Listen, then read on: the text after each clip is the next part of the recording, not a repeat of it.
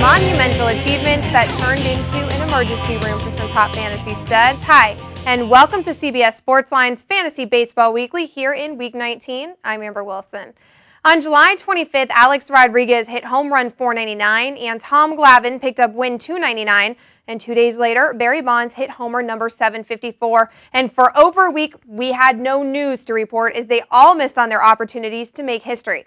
That was until Saturday afternoon when Alex Rodriguez connected for number 500 against the Royals. And then later that night, Barry Bonds tied Hank Aaron's all-time record.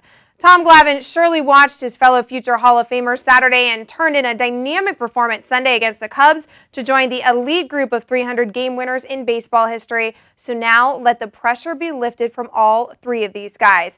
No one suffered more trying to set a milestone than Alex Rodriguez. He endured his longest hitless streak in his entire career after hitting 499 in Week 17. He went 3 for 27 with only 3 driven in between homers 499 and 500.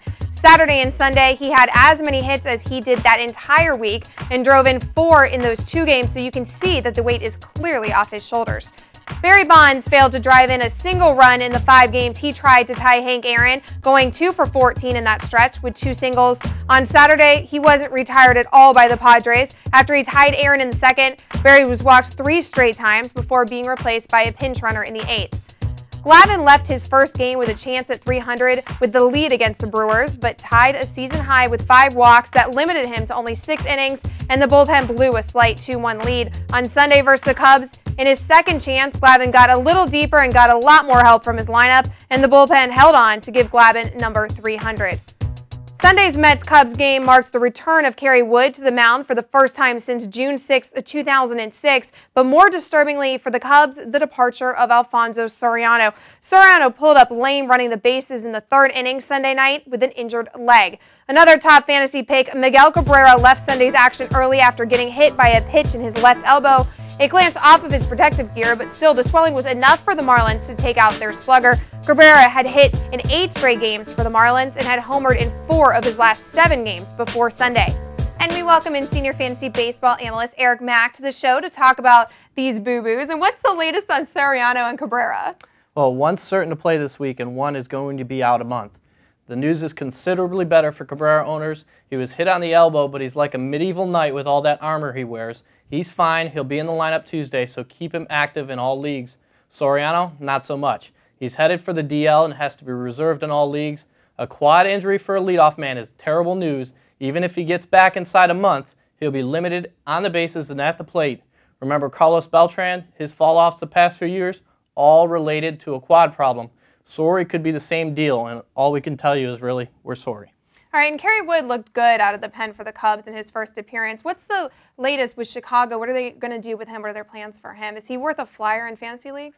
Well, he's been a huge name in fantasy, but at this point, you're only interested in Kerry Wood in deeper rotisserie leagues or formats where you use those true middle relievers. The Cubs waited way too long on Wood to rush him back into any significant role right away. They'll treat him with kid gloves, bring him into some low-pressure situations for the next few weeks. There's potential he sets up for closer Ryan Dempster, maybe even save some games before the end of September. But if you've followed Wood over the years, you know that there's too many windy rivers to cross with all the surgeries he's had. All right, and it's been a tough stretch right now for the defending AL champs. And without the help of Gary Sheffield, of course, they were swept by the White Sox over the weekend. What's the latest on Gary Sheffield? We haven't seen him since August 1st. When is he going to be back in the lineup? Well, he's not on the DL, so at least the Tigers feel confident he can play soon. Sheff is a risky play in fantasy right now. Shoulder injuries notoriously sap a slugger's power, but we think he can play this week at least some. Start him in any league where you don't have a healthy, productive alternative on your bench. The Tigers need him, and you will too. Yeah, and the Tigers are really struggling. They lose Andrew Miller, also another starter on the DL due to a hammy. What are they going to do to replace him? Well, it won't be Kenny Rogers replacing him. Chad Durbin will be making the start out of the bullpen this week, and manager Jimmy Leland intimated it would be a one-shot deal, but that was before Rogers had a setback with his elbow on Sunday. So this means Durbin and Jordan Tata will be going around in the rotation for the time being. Consider them sleepers, especially if they get Sheff back and that lineup gets hot. The Tigers aren't sunk.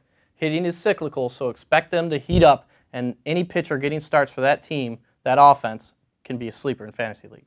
All right, thanks, Eric, as always, for all of the advice. Keep your mouse clicking right here on CBSSportsline.com for everything you need to know in the world of sports. And if you missed anything here today, stop, refresh, and rewatch. Don't forget to come back Thursday for our Fantasy Baseball Weekly Planner Show.